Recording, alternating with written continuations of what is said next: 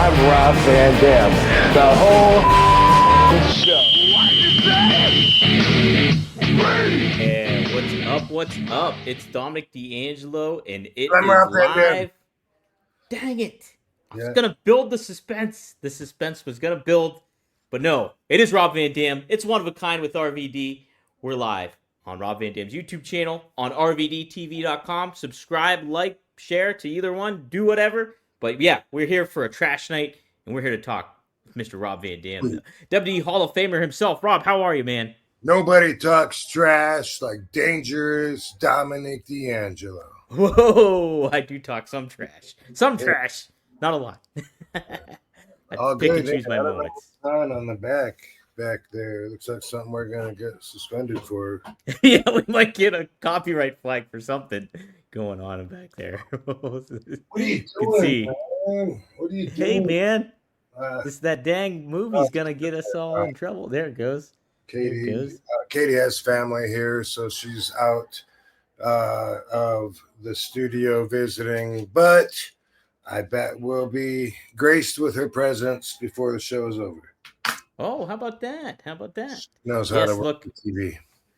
Rob, I don't know if you saw it too, but I also made a new graphic too. When Katie is on the show, I have this ready to go. Boom! Look at that. Rob Van Dam and Katie. Oh, dude, that is some fancy stuff. I like the font. Good color too. Thank you. So, nice font, size, and shape. Yes. So we'll be ready to roll if Katie does show up. Cool. But hey, we got some good folks in the chat. Maddie's here. We got Triple E in the house. We got Frankie Terrizzo, who always asks the good questions. And plenty more folks in here, too, filing on in. So, guys, if you have a question, if you're new to the show, you can always just ask a question. Super chats help get on my radar a little bit more, and it also helps out the show. But I always try to keep my eyes peeled for any good questions going on. And these Thursdays go by so quick, dude. Like every couple of days, you're like, trash night. Trash night? You want to do trash night?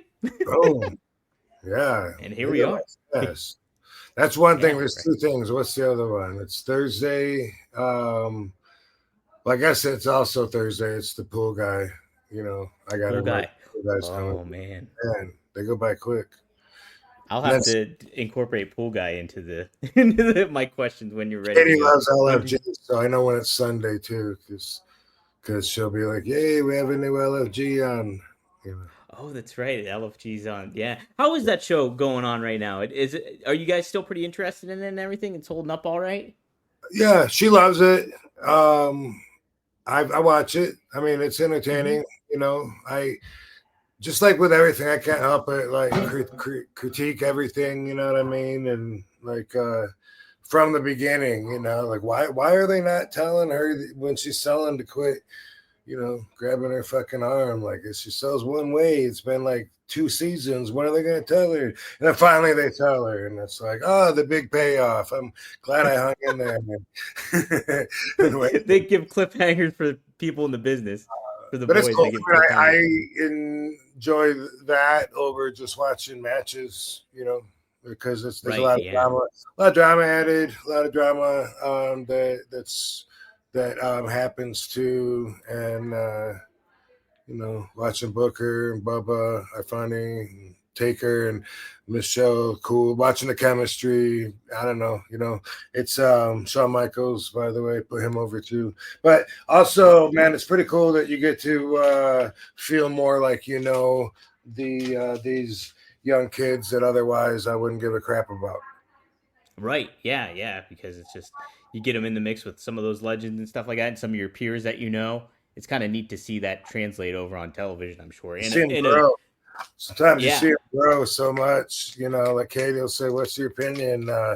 Like after they have like a contest, they wrestle each other, and one guy gets voted off the island or whatever, and it'll be like, you know, sometimes I'll be like, well, dude had a better match today, but holy shit, like that only like it came so, and the girls too, you know, came so far since just a little bit ago, and this is only one of her first matches still, and yeah, it's something that you can get invested in, you know, and start forming your own opinions, just like the legends do, and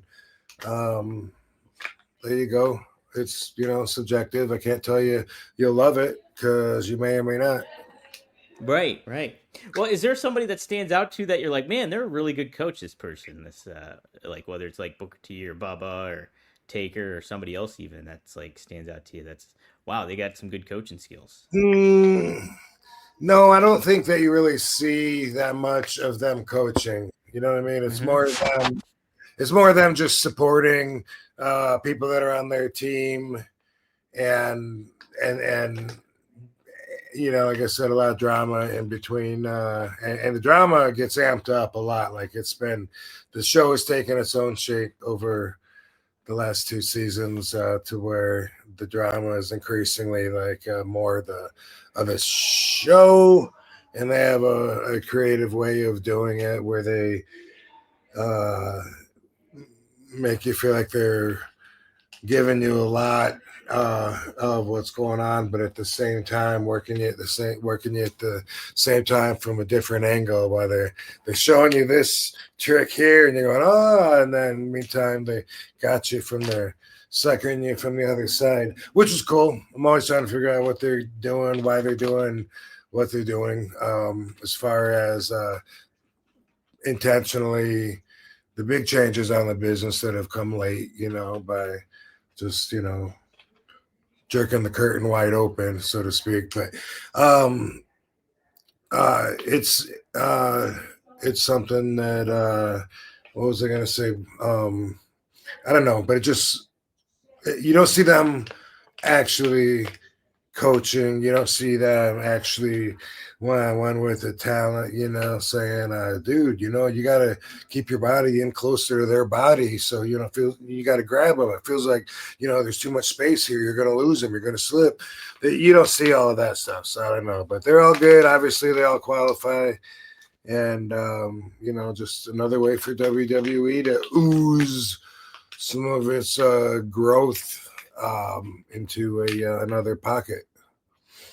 That's it too. That's the key. And like, do you find that would there be a concern if you were on WWE's end that you're oversaturating like your product and exposing too much, or do you think that that's a fine balance because like there's so many different channels that you can tune into to consume WWE products, so not everybody's maybe not watching SmackDown that watches Raw or LFG or same thing. So, is there a concern for oversaturation? Do you think?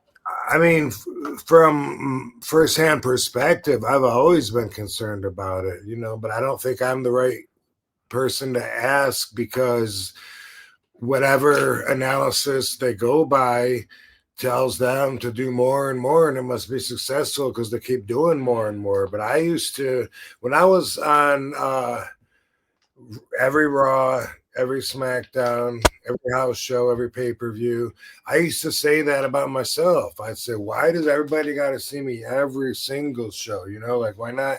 Because I was burnt out. That's part of my story was I got burnt out, and the monotony of just being on the road and just being on that grind got to where I wasn't enjoying it. Even just personally for me, I felt like, man, why? I mean, they're going to be, I felt, like I got to show them some different moves this week that I didn't do last week. And that was kind of one of the ways that I always had in mind, which guys that don't have different moves, they don't even have that. But anyway, that's part of how I was getting over it too. But I thought so. I thought RVD saturation, but on a bigger scale, even, back then it was just like, man, there's so many hours of wrestling on TV every single week. And that was when we were doing 2 hours of Raw. They didn't start doing 3 till after I was gone. And I was like, holy crap, really? I don't see it. I don't know why there's that much demand, but I guess it's validated because they keep going in that direction. Yeah, I know they shortened Raw a little bit now. Like it's not usually 3 hours anymore. It's like 2.5. So they did kind of will it down. And then they had SmackDown go for 3 hours for like a few weeks, but I think that's switched out to 2 hours now. But it's still a lot of wrestling to watch. And it's like I do. I kind of have a concern of sometimes. I mean, I feel myself getting burnt out from time to time, but I'm curious about like how kind of more fans feel. But I think though too they have a reach of so many different ways to get new people into the product that it's. I don't think it's necessarily a bad thing at the moment. And to your point, it's like from an analysis standpoint, I'm sure they have people like chopping up the numbers and figuring all that stuff out that makes it all work and kind of flow and where their demographics is and all that malarkey going on. Otherwise, they wouldn't do it, right? Right. So, but pretty interesting stuff. I did want to get your thoughts on something that's kind of off wrestling topic, but in the same realm. It kind of reflected what we probably talked about weeks ago. I don't know, Rob. Did you catch any of the news about the comedy show going on in Saudi Arabia? Did you see any news about that stuff happening? No, what I missed? Okay, so obviously WWE goes to Saudi Arabia, and they have the big deal, and WrestleMania is going to be at Saudi Arabia and everything. Well, like the Riyadh just put on a huge stand-up comedy event where they got all these major stand-up comics to go over there and do their stand-up basically, and like so they had like Dave Chappelle, Louis C.K., Bill Burr. There's a lot of big names like Andrew Schultz.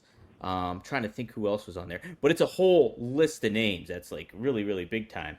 And but like I have some friends that are comedians and stuff like that in that realm, and then I know you have friends that are comedians too, and you do comedy too as well. But a lot of stand up says it in a way it goes against going over there. Kind of goes against being a stand up comic because you're limited to what you can say on stage. Like there's some parameters that go on. And I don't necessarily see that from a wrestling standpoint as much because it's wrestling. Like you put on a show and you do your thing. You don't have to really worry about offending people or upsetting people to a certain level of it all. But like with stand up, there's that thing where you almost have to push back if you're a stand up comedian against like authority or power, speak truth to power sometimes. Do you think where do you kind of fall on that when it comes to what the stand up comedians are doing? Somebody that's getting a lot of flack, and the reason I bring this up is Bill Burr, who's like one of my favorite comedians. And he went over there and he's been speaking out against like billionaires and that kind of thing, and even in the past has mentioned about blood money and doing Saudi Arabia stuff. And but he went over there and he got paid big time though, and he talked about it and kind of praised Saudi Arabia for the atmosphere and everything like that. But I kind of wanted to get your perspective on something like that. Where do you fall in that line? I feel like you're asking complete different questions because when it comes about people feeling like mentioning blood money and feeling like it's morally wrong to go over there and support their country / culture, as in all the heat that CM Punk got at first allegedly saying something years ago and then going like that like that's coming from one angle. But if you're talking about being comedy and being censored, as far as that goes, I feel like you got to respect the culture. You know what I mean? Like here, it's there's a rule within the comedy bubble, that says that if it's funny, nothing's going too far, especially in the roast world. That's people that bought a ticket to watch stand-up comedy. They're in your world. Outside of that bubble, you couldn't out on the street get away with a lot of that stuff. Go up to a recent widow and say, hey, 3 things that have been better about since your husband's been dead. That works within the comedy bubble, not outside of that.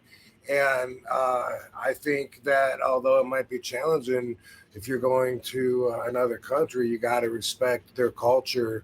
And if you can't do it or don't want to do it because you don't want to compromise your art form and expression, I get that too. Just don't go. Right. And so somebody like Bill Burr, who's kind of been outspoken and does that kind of stuff, like speaks truth to power a lot of the time, he went over there. And so he's the one that's getting a lot of flack for going over there a lot. But did he adapt? Did he adapt? Did they like him?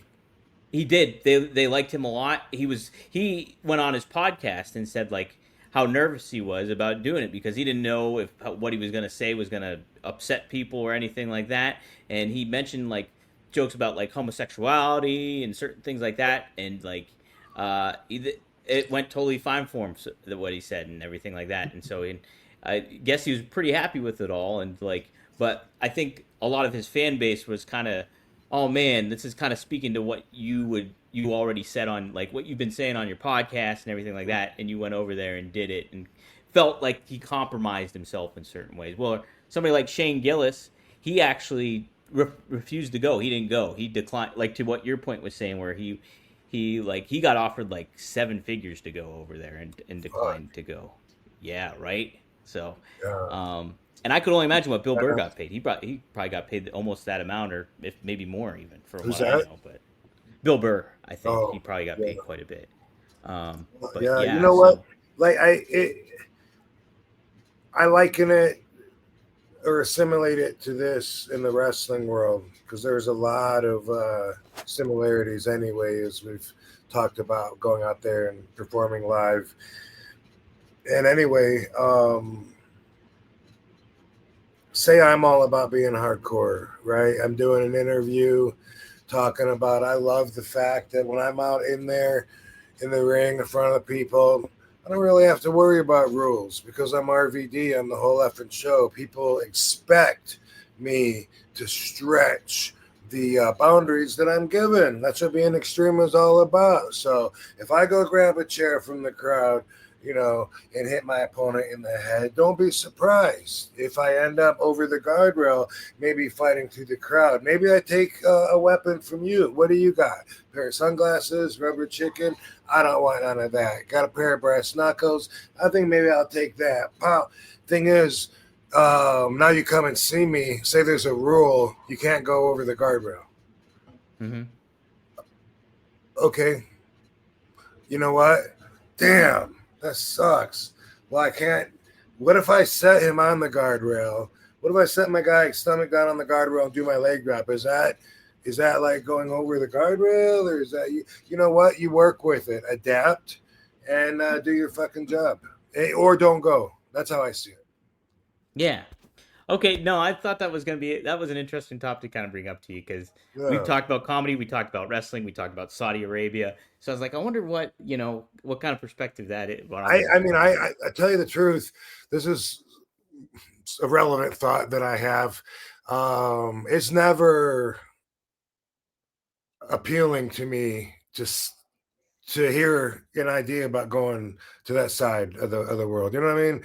I don't even like traveling anyway. So when someone calls and like, hey, we're putting something together, dude, it's going to be so much fun.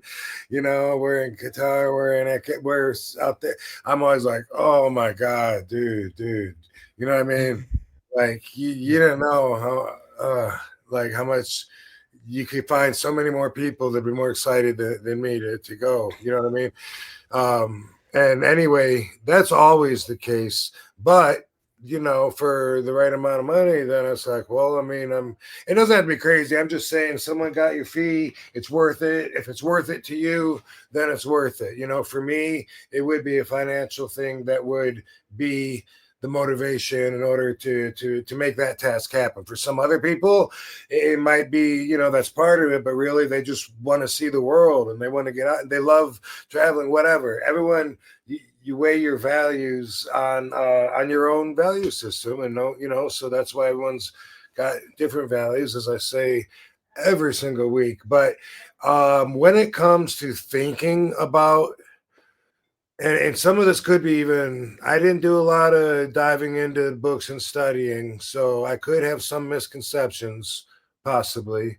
It hasn't been important enough for me yet to really look into right or wrong here, but my thoughts when it comes to their prohibitive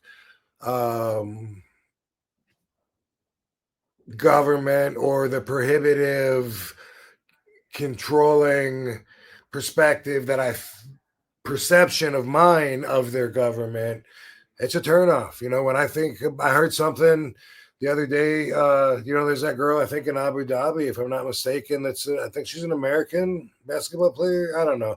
I might have that story all screwed up now, but there's somebody, a girl that had some kind of drugs. Maybe they were sent to her. Brittany Griner. Brittany What's Griner. that? Brittany Well, no, Griner, the that was the one WNBA last star. year, right? Was that the black girl last year? Or is that the That new was like one? a few years ago, I think. Well, She there's a got new like, one. Yeah. oh, there's a new one. There's a new We one. need to do a Okay. little more preparation if we're going to bring this shit up in the. No, but yeah, look it up though. Look it up because I Yeah. think it's Abu Dhabi, and I think they were talking about like that she could have life for, and I think that it was for something really lame. And I got to tell you, like I could definitely say, hey, leave anything at home, don't pack anything in the suitcase, don't have anything shipped to me or whatever. But just the thought of supporting a government that I find to be so overly conservative that it's restrictive to the very quality of life. I could see where in some ways I'd be like, wait a minute. I get you don't want to show a girl's titty, but I can't even see a girl's face in public. Like they got to wear those gimmicks. You know what I mean?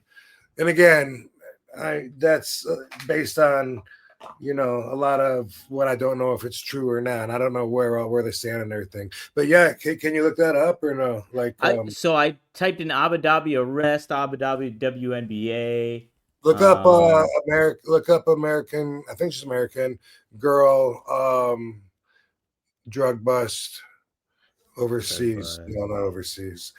Abu Dhabi. If that's not it, we'll move on. Abu Dhabi. Let's see. Might not even be Abu Dhabi. What's isn't that the rich city that everyone goes to party and it's not in Abu Saudi Dhabi. Arabia or Abu Dhabi's? I can't remember where Abu Dhabi. I don't think it is Abu Dhabi. I think Is it Riyadh? Let's see. I'm looking. I'm not seeing anything, Rob. No worries. No worries. Let's move on. In the meantime, look at this cool pen I'm about to try. Looks like a ghost. The button looks like a ghost. So it's really cool. Yeah. But it's not a ghost. It is a M or some shit. It's part of their logo. So let's wait, you can't even see it there. On it. Lift it up on the other side. That's what I'm looking for. Same box. Don't worry, that was an insert. Oh, okay. It's not a ghost. It's like a weird M thing. It's like an M. But anyway, thank you to Breezy Blend for today's ice water hash rosin or poison rosin. We got CBD, Pegasus, Delta B, THC, PA. What? Anyway, and it's disposal. And this is thank you to Breezy Blend for today's pen. I got a bunch of them here. I mean, I could have went with this one or this one. Dang. Yeah, I get, we always have them. This one looks good because it's fruity. What? A fruity disposable pen stick? Well, hey now. Let's plug them, even though I'm not opening it right now. Yeah. All right, lemon stick citrus. STIQ. Yeah, at first I thought that said LBTQ or whatever. Like, why? I don't know. It clearly doesn't. But it's got a T and a Q in it. It's got a TQ. Is there a Q in that? Yeah, queer, right? Yes. LBGTQ. Where's the Q at? Q is at the end. LBGTQ. I think is now on there too. What? Yeah, they added a couple. Well, we'll put these guys over next week. Yeah. I'll open them. Yeah. Anyway, we'd like to welcome all our trans fans. Hell yeah. We welcome everybody here. Everybody's welcome. What's I? One of a kind. L B B G. I don't know what the B is. Oh, bisexual. Right. L B G T Q. Is there a Q? There's a Q. What's Q? There's a Q. Yep. What is that? Q is queer. So there's a difference between gay and queer. Yes. I guess. And okay. Queer, what would I don't. One more question. What's I? Yeah. That's a good one. I don't know. I'm looking it up right now. LB. You know, indica until that gets replaced. Yeah. Okay, hold on. Let's see if I can figure it. All right. Here it is, Rob. Charged. Damn it. L stands for lesbian, G stands for gay, B stands for bisexual, T Sounds like stands you're for reading a Dr. transgender. Seuss book to me. It does, doesn't it? Stands for transgender, Q stands for queer or questioning, I stands for intersex, and A stands for asexual. Whoa, that's okay. Yes. That's quite a Yes. handful there. That's quite the yes. Quite the one. Seth goes LBGT RVD +1. Yeah. I've had these for too long. They need charged before I can try them. But yeah, +1. Another sponsor we have to put over. They just renewed with us too. Got to give a shout out to IndaCloud. Check out IndaCloud. You get 30% off with us now. So a big discount when you use inda.shop/RVD. You get 30% off, and they got a whole bunch of cool stuff too, like dope ropes, gummies, hard candy, everything like that. So check it out. IndaCloud's a cool way to get a little bit of THC fix for you. So check that out. Go to inda.shop/RVD and you get 30% off when you use code RVD. So help support the show in that manner too. So thanks for renewing with us, IndaCloud. Awesome stuff. Yeah. We do got some super chat questions in the house. Andres Gaming, thanks. You're a newcomer. Thanks for the Canadian $2. He says, what's Rob's favorite drink? Rob, you mix it up a little bit. Last time it was Irish coffee, I think you were having. What are you drinking? Irish coffee is still well. I rotate between, I guess, about 3 drinks. Sometimes I like beer, but it's been a while since I've been on a beer kick. Like one beer sometimes when it's cold, whatever. But to drink and get that big full belly feeling of beer, it's something that definitely is at the bottom of my list. The first being an Irish coffee. I like Irish coffee when it's warm, so sometimes it's not the proper drink because you're too hot or whatever, in which case my second favorite, well, I don't know, actually. Depends on what I'm in the mood for. I'm not going to rank them because I also like espresso martinis. And that's a cold coffee drink. And usually if I'm not drinking an Irish coffee or a espresso martini, then I'm drinking champagne. Yes. Or Prosecco, because apparently it has to be bottled in France in order to be legitimate champagne. So I'm told. Oh, okay. All right. I remember you were having the champagne when we were at Starcast, one of the Starcasts and stuff like that. Yeah, that's usually what I'm drinking, and it's light, doesn't fill me up, and it's got a good lift to it. Yeah. Champagne is pretty darn good. Not much sugar. Not much sugar either. I ditched the orange juice because of the sugar. Like when someone's got mimosas, I'm like, can I get a mimosa without the orange juice? Just the champagne, please. Yeah. Hey, shout out to Paulina. Got Sabu sisters in the house. By the way, I got the fruit stick open. It's charged. It's hitting, and it's good. It tastes like juicy fruit bubble gum. Ooh, I love juicy fruit. Oh, yeah. But shout out to Paulina, Sabu sisters Paulina. In the house with us. What's happening? Always good to see her. Pauline, Sabu's sister in there. I wonder if she's seen the documentary yet. I wonder if she's seen it. Yeah, let us know, Paulina, if you've seen the doc yet. Haven't heard from her or her sister on that, so I'm assuming they haven't, but who knows? But good to see her in the house. Yeah. Absolutely. Shout out to Pauline. Shout out to Dirty Dick Third. Yeah, which, by the way, we've been doing well with it. We're enjoying the feedback that me and Joe are getting from people that have seen the Sabu doc, and we'll have more news on its distribution growth real soon. Some of it we're doing in stages, and what else? There's something else I wanted to say about it. I don't know.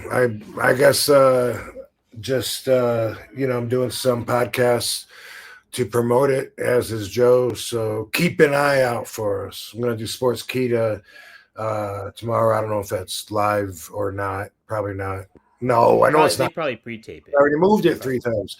But yeah, anyway, I'm trying to get the word out there. So if you haven't seen it yet, it's easy. You just go to Kinema. It's like cinema, but with a K.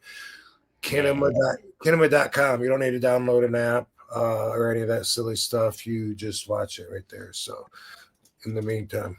So cool. Enjoy. Yes. My brother. Sabu. Kinema.com. It's great stuff. I really enjoyed it. Yeah, really, really cool. Cool content. Joe did an awesome job. It was cool to have him on here last week too, and get both your guys' insight on the process of making it and everything. Where's the chat at? I lost the chat. Come on, comments. Oh, here we go. Triple E does follow up and asks, when's your next stand-up gig? Do you have any stand-up plans on mine, or you just do it when you kind of feel like it, Rob? Yeah, I don't have any plans of it. Hadn't really even thought about it in the longest time, but recently a guy that books me sometimes did ask if I was down to do it. He named a couple of clubs here in Vegas and said if I get one of those places, as opposed to something subpar, because you could do stand up just like with wrestling. You can be in big arenas. You can also be in like armories, VFWs, little shitty tents. Sometimes you kind of churches, you kind of go where you can fit the ring. But same thing with comedy. And I just I told him last time, because it was like some hall that he rented, and I told him last time, just let me know when you got a comedy club booked, and Yeah. And I've done a lot of the like bars, like where they're at bars, and the one cool thing about getting outside of a comedy club is entertaining people that didn't necessarily go out for that reason. But like if you go to the Improv, it's a different experience. People want to laugh. They're in the mood. They got there to do that. Sometimes if you're in like a bar and it's just comedy night, people are actually trying to talk and you're interrupting them when they try, the microphone is total different experience. But anyway, yeah, I don't have anything planned right now, but it's been coming up a lot lately. And, but right now that makes me think, maybe by the end of the year, maybe I'll do one somewhere. But yeah, I got to be in the mood for it, because I really enjoy writing, and I always think I'm gonna like write something a few days before, but I always wait till like an hour till I got to leave, and I'm cramming, and I'm like, what notes did I write? Because sometimes I'll do notes, to strike me funny, and like I'm gonna write that down and develop that later, and half the time I don't know what I'm talking about. I'm looking at cow's milk. What the fuck is that supposed to mean? Cow's milk. What does that mean? And then other times, I'm able to do something with it. But I don't know. It's starting to sound a little bit of fun, but it's something that at least for one day, I have to like really focus on. And leading up to it, just having anything on my list will take up 5 to 10% of my brain, just because I'm always reminding myself, like it's Thursday and I'm already like, fuck, I got to go to that thing on Sunday at 5 o'clock, like that's right. That's just, that's the way that my brain works. So, I've had a lot on my brain. I got a lot of shit going on. And so that hasn't been near the top of my list. And when I do it, it's going to have to be all like new shit too, like I'll look at the old shit.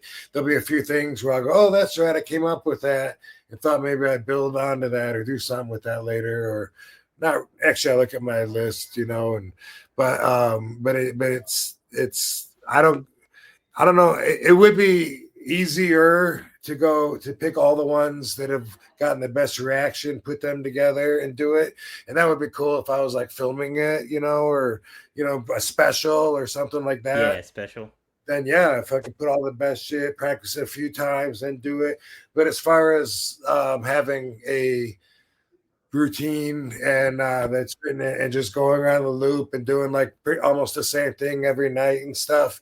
I feel like artistically that would be unfulfilling in a way, even though I know I would get a lot out of it and you could tweak it up, make it better, this and that. But for me and what I get out of it, since I don't do it that often, I'm not looking to do that.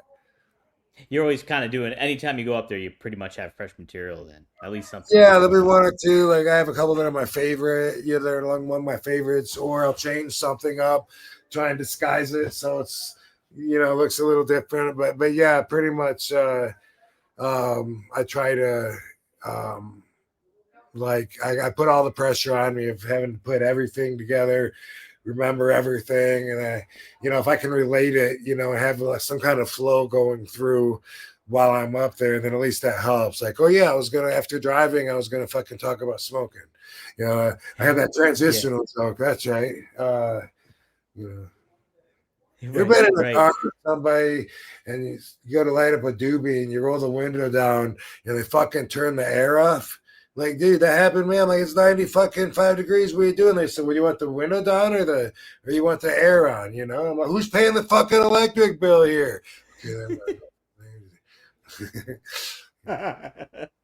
Stupid stuff.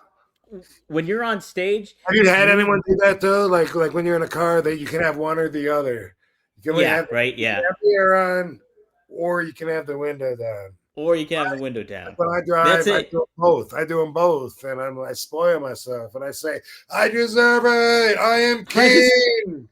But I've heard this. Other people act like there's an electric bill they got to pay, right? Right? Yeah.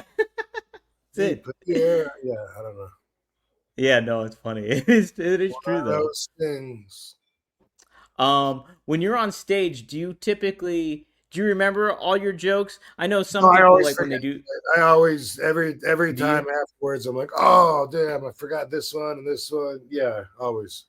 Because I know some people, especially when people just do open mics and they're newcomers and stuff like that, they'll have like their phone there and they'll like kind of lose track and they'll look at their phone real quick and be like, oh yeah, this is the one I wanted to do.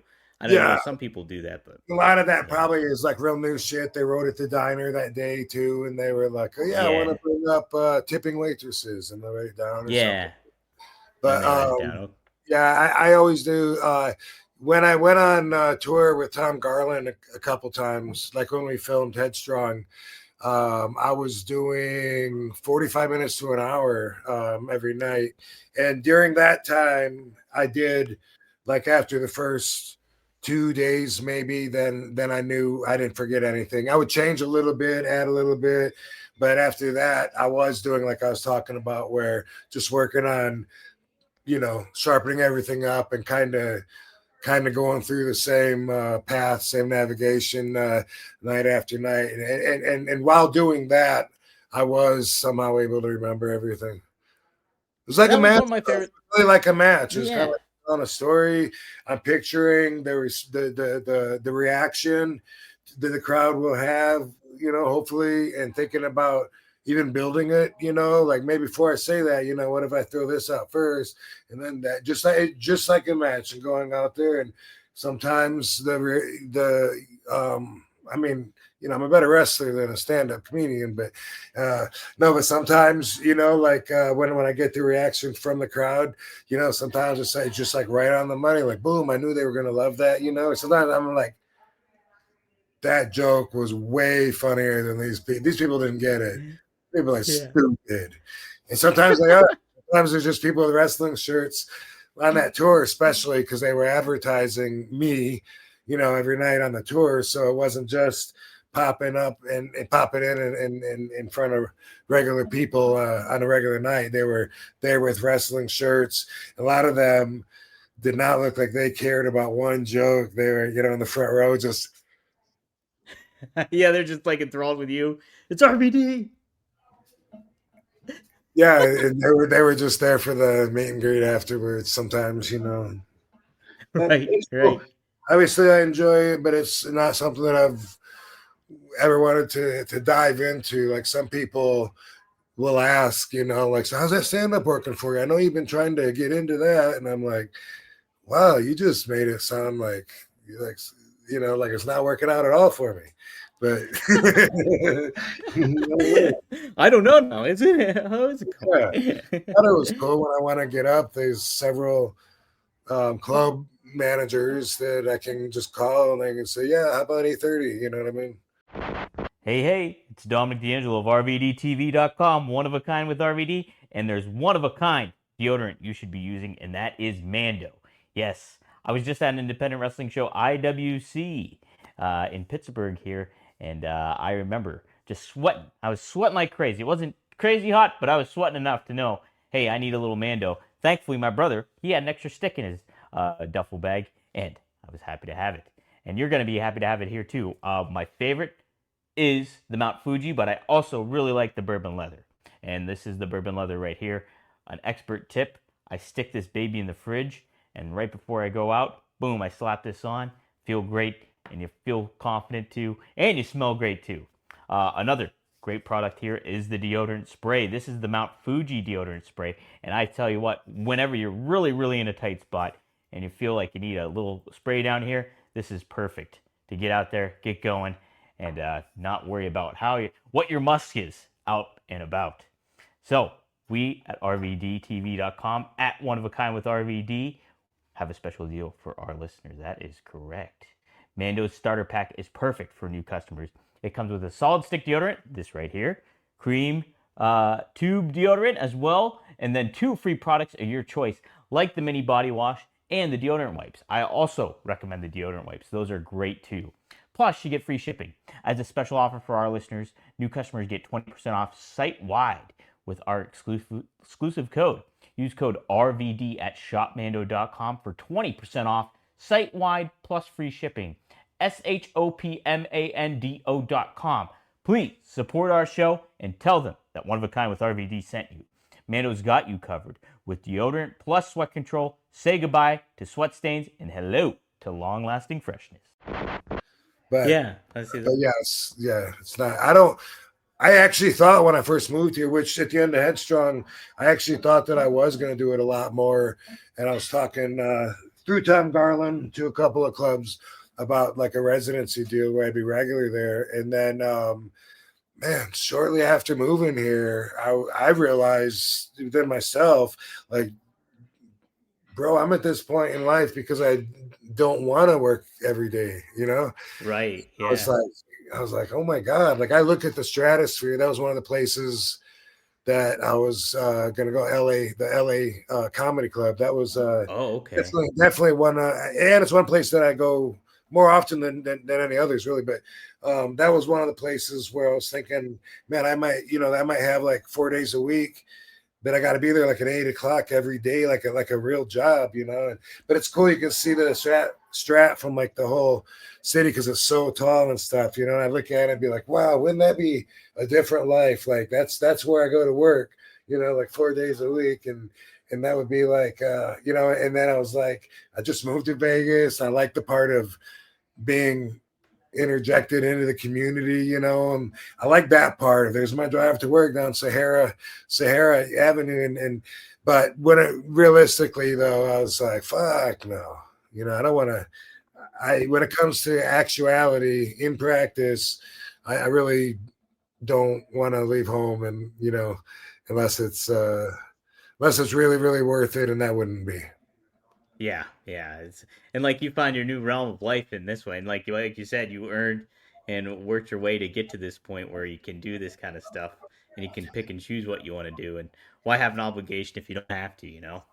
Yeah, so. Like that's one thing with the babies coming. I'm really looking forward to the change up in the monotony. And the reprioritizing a little bit on the list that I use to do things. And I'm looking forward to actually even the pressure that's going to offer when it comes to reality. I know a lot of people are saying, remember you said that.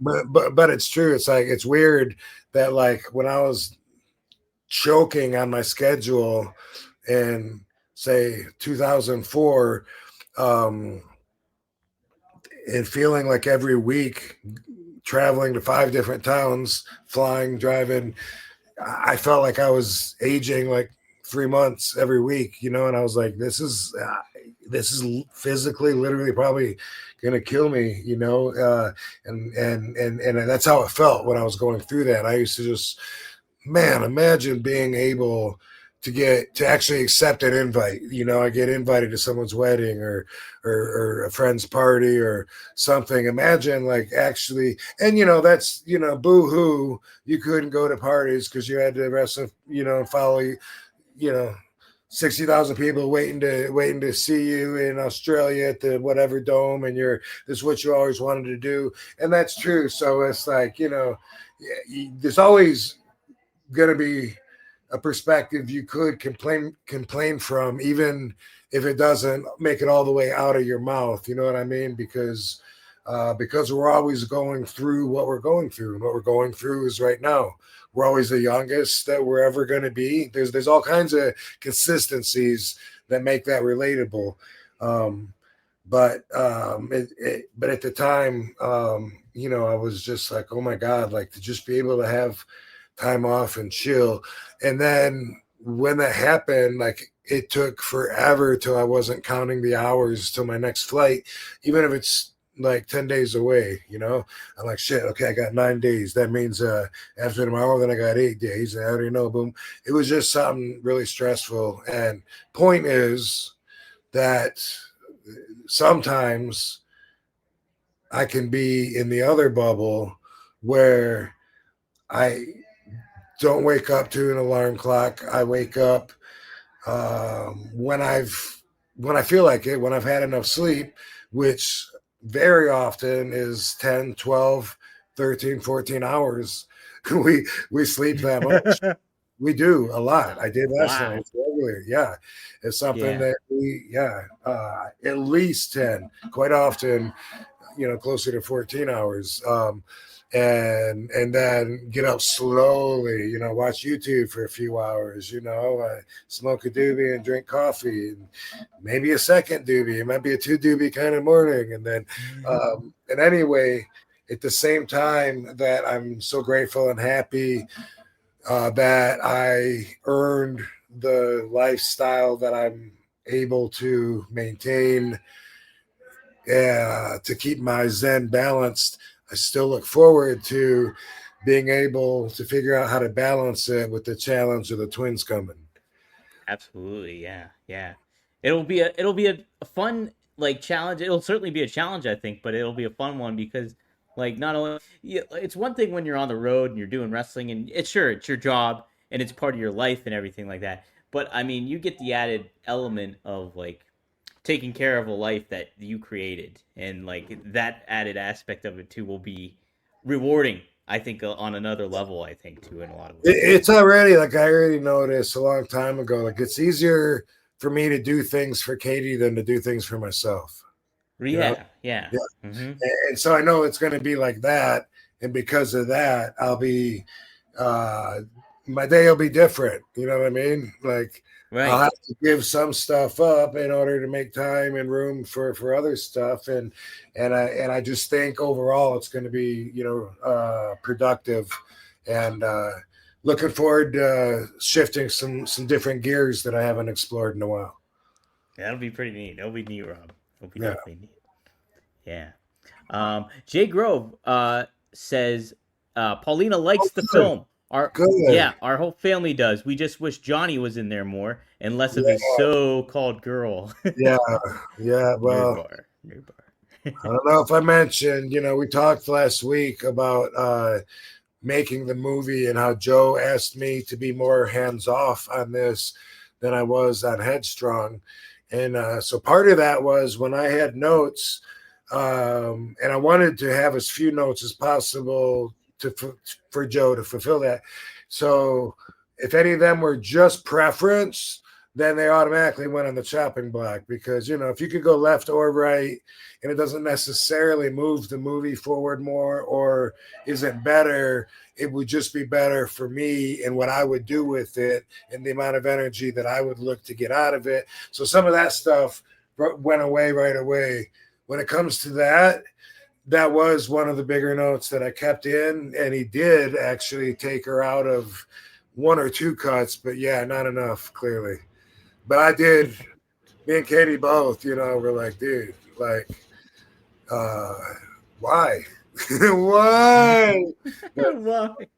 But it does tell the story of him trying to make the most with what he had, on hand, and also that being difficult and him struggling with that, trying to keep everything balanced in front of him, while at the same time giving off the signals that he's ready if it's his time, to go be with Melissa.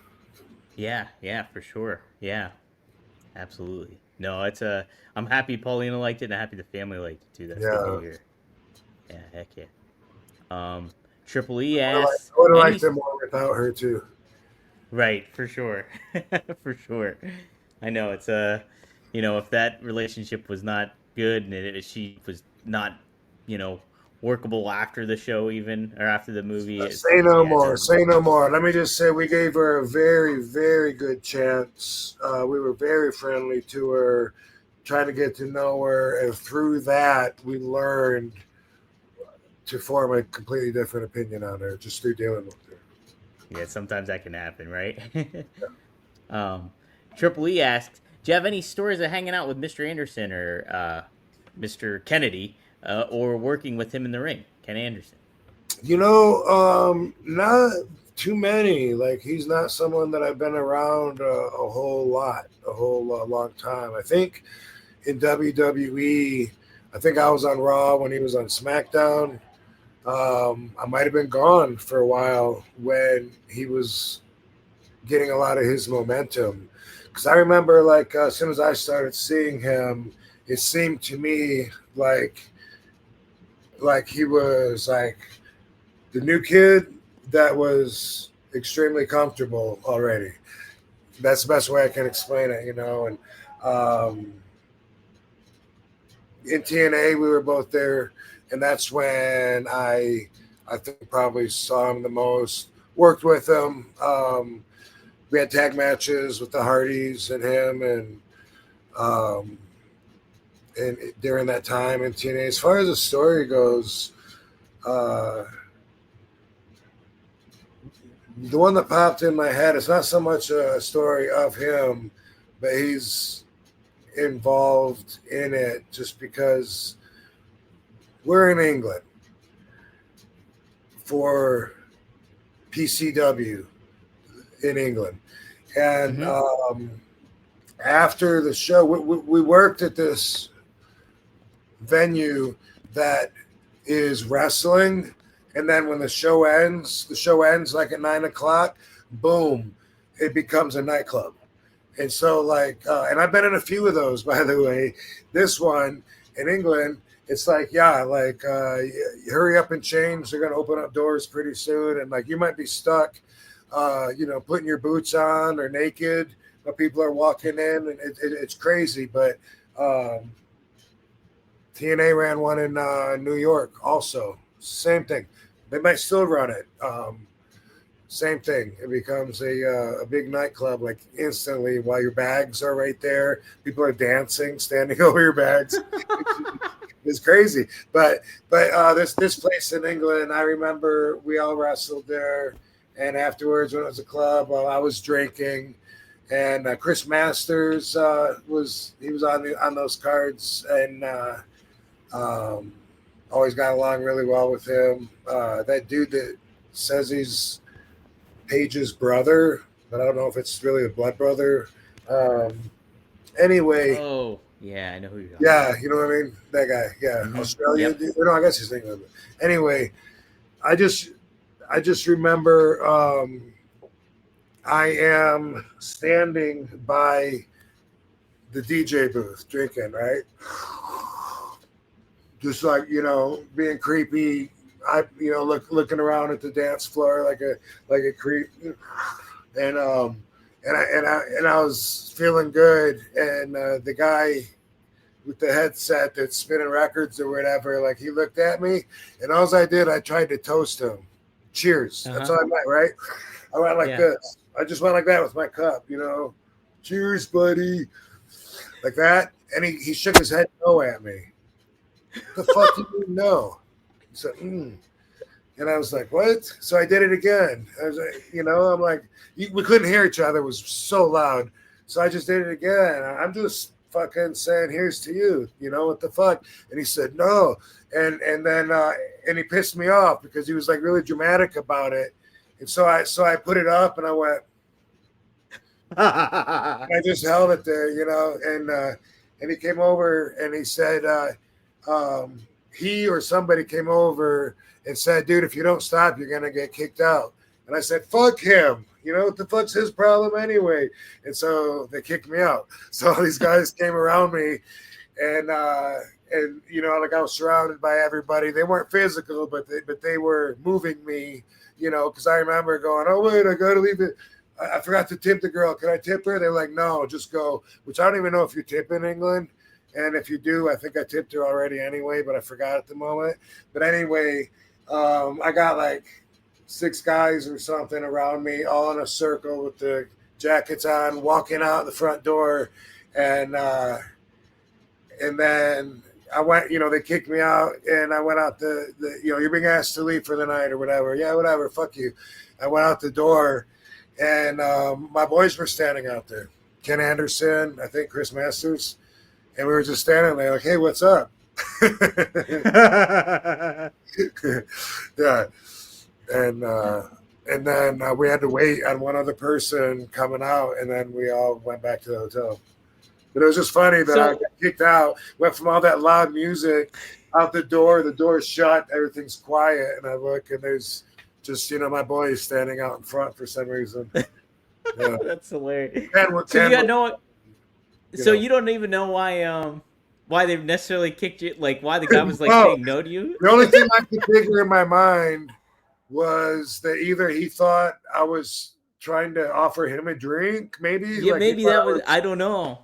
Yeah. Or maybe he thought I was asking for a drink, which I never thought of till right now. Either way, stupid, I wasn't like pissed or whatever, but I was just like, fuck you. Don't tell me no. Don't tell me no when I'm just trying I'm just going, here's to you, man. Yeah, totally. Yeah.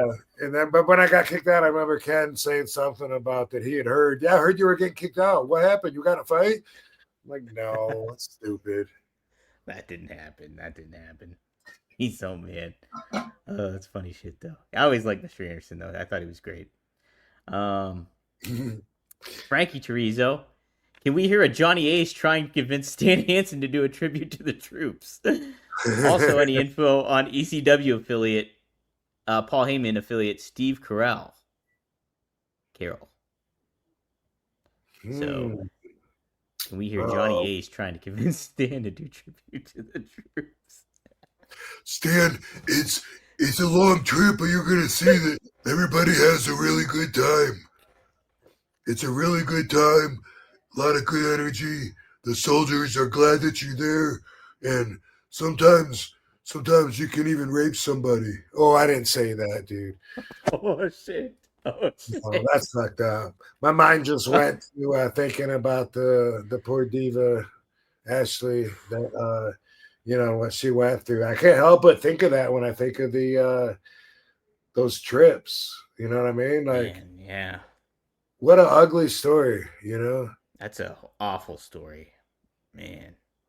And I can't help. Yeah, every time I think of that now, I think of like, dude, anyway. Who knows what all the correct facts are? Either way, it's really ugly and heartbreaking. And man, that poor girl, she went through a lot.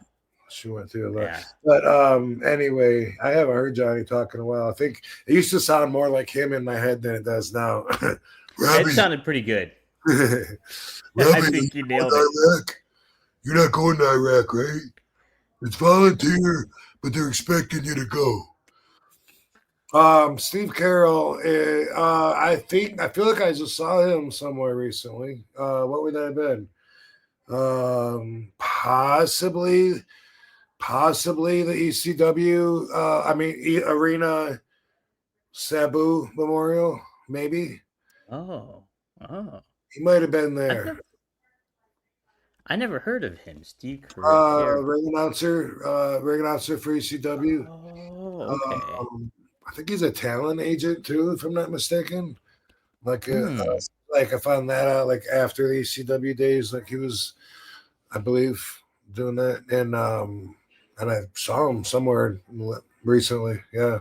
Oh shit! Yeah, he served as the radio play-by-play announcer too for the Anaheim Ducks. Oh, That's nice. crazy. Does it say Wow, he's did not a know that. Does it say he's a talent agent? No, it doesn't say anything to that effect. It doesn't even mention his ECW tenure. It actually just mentions like all the hockey teams he was a part of, and that included the Flyers. Possible I could have him mixed up with someone else. Maybe this is You a know what? Was completely there different Steve Steve Carell. D'Angelo? I mean, I know that's your name. Steve DeAngelis. I remember Steve DeAngelis. Was he a ring announcer? He was a ring announcer, yeah, for ECW, and then he did I some have them MLW mixed up. shows. Steve Carroll might be a different Paul affiliate. I Maybe don't know. that's it, cause yeah, Was he the money guy, the weird money guy that I can't remember that guy's name. We just called him Smiley because he had a really grumpy look on his face all the time and treated the boys like we were all just, replaceable pieces of flesh. And oh he man, was there for, I mean, that name fits him. Maybe that was that guy, but doesn't yeah, seem like the Steve. But yeah, I don't know. Smiley. I love it when the nicknames are ironic, like Tiny, Yeah, when they're like a big person. yeah. Smiley. It's funny. Smiley. That's pretty funny shit. Smiley. Yeah, I wonder if that was there a picture of him.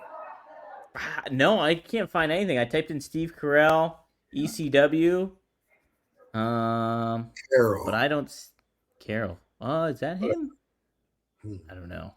Because that guy would have been a silent guy too. Like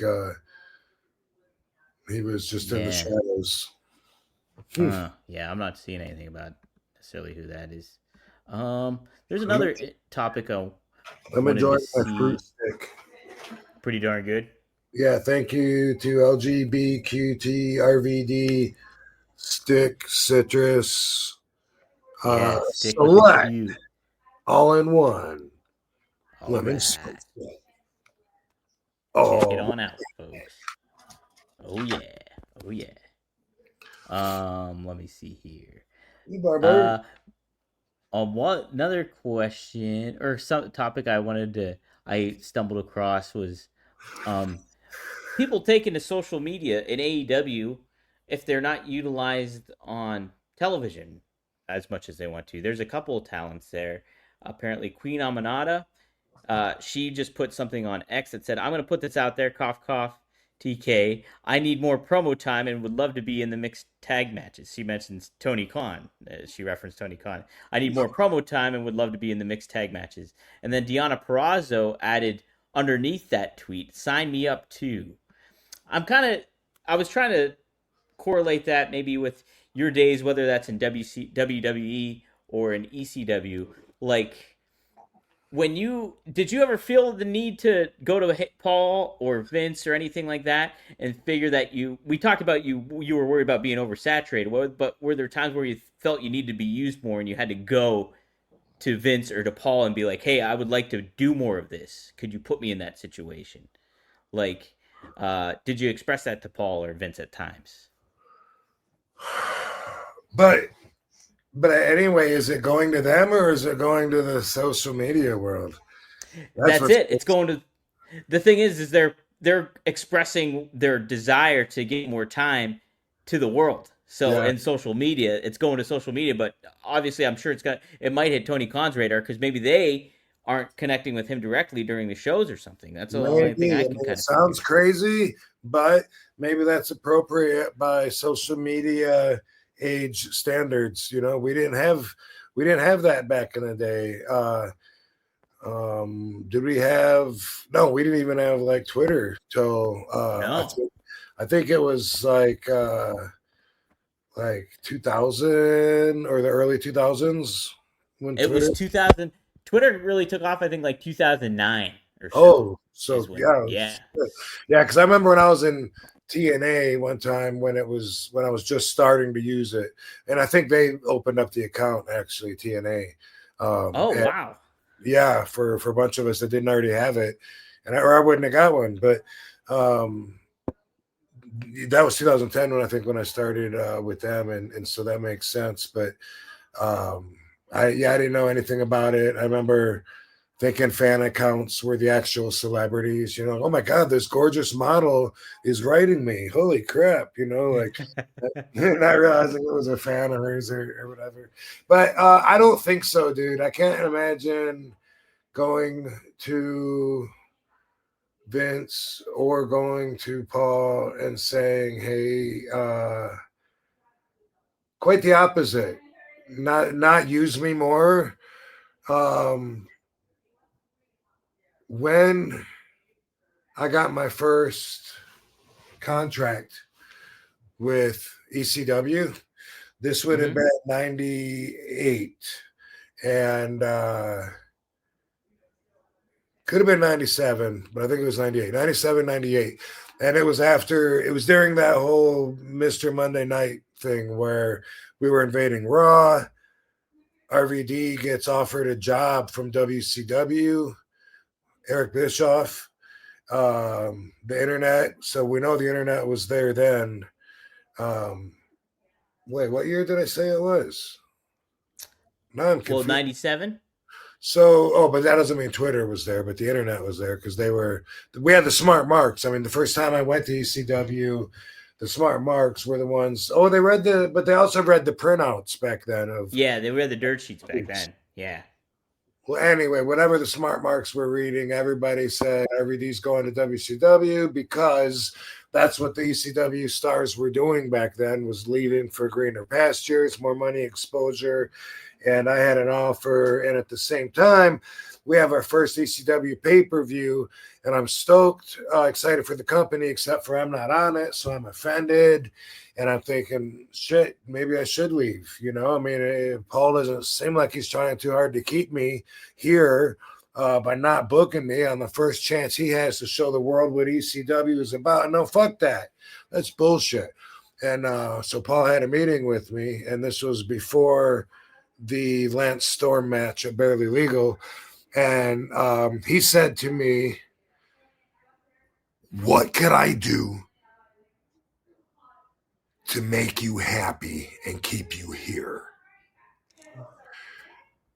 Ultimately, what is it that you want? What would make RVD happy? And this is why it's relevant to what we're talking about here. The question, I said, I want to work less and make more money. Boom. So I knew that way back then in 97, because that's when I did the invasion angle, was 97, and wrestled the young Jeff Hardy. So way back then, my first matches were in 90. By 97, I already knew I want to work less and make more money. Ultimately, that's what's going to make me happy, because I've been working my balls off and not quite, able to afford the big Hollywood superstar lifestyle that I wanted. So unlike a lot of wrestlers, unlike Sabu, who would have just said he wants a chance to wrestle more. That's what he would have said. He wants to wrestle every day. Wants the openings and opportunity to be able to wrestle for other people when the schedule permits and he's able to. And he would have got more money by working, twice as hard for it. And that's just more where his mind was compared to where mine was. Even at that stage where I was just starting to get a brain of my own, because prior to right then, I was just a soldier for Sabu. Whatever he said, I would have done. If he would have said, go up there and kick Paul in the nuts, I would have just went up there and said, sorry, man, Sabu said to do this. Bam! I would have fucking done it, It was after that I started realizing, well, some of my thoughts and feelings are a little different than Sabu's. So, then I started peeling off into more of having my own identity. And during that time, we were working against each other a lot too. So that was like really super cool to develop both with and apart from being his symbiotic creature. Wow, how about that? That's cool though. Yeah. Where did you get? So I find it really cool though because like you had that mentality like work less, make more money. But like you started off too as a fan of wrestling, getting into it. So was there a certain point that you were able to think like that? Be like, yeah, I like what I do, but I would like to work less and make more money. What gave you that money mindset more so, where you made it look more of as a job than you did as the fan aspect of it all? Right, right. I don't know. That might be something I might have to hit you with next week after like Yeah. really going down memory lane. If there was a certain story, or did I hear somebody advise that at one time? Because right now I can't remember. I remember 92, 93, more work, 94, 95, more work, more work, more work. 96. In 96, I still wanted to work more, but I was something happened in 96, I think. But I do know that like when I was wrestling in Japan, and I've said this a lot, but they paid me really well on a comparative schedule to what I was getting doing the indies.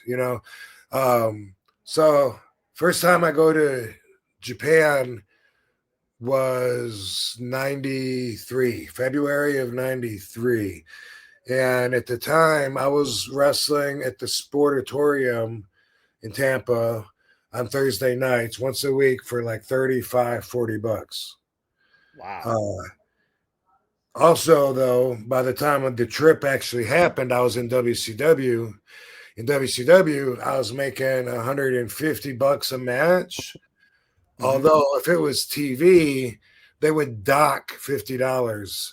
So $100 for the TV match, and then 150 for 2 or 3 house shows later. That's a lot of work already. Being on that grind, doing four days, a fifth day to get back home.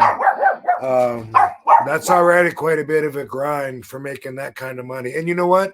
I didn't know that they were paying for like my hotels and stuff until they told me they stopped. So I was paying for that, a lot of that stuff. And like,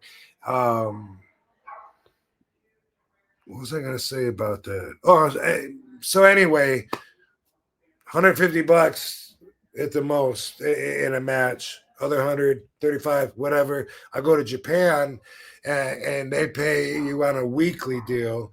And my first trip when I started there, making this kind of money, was I believe $2,000. I believe that's what they started me on a week. And that meant, Wow.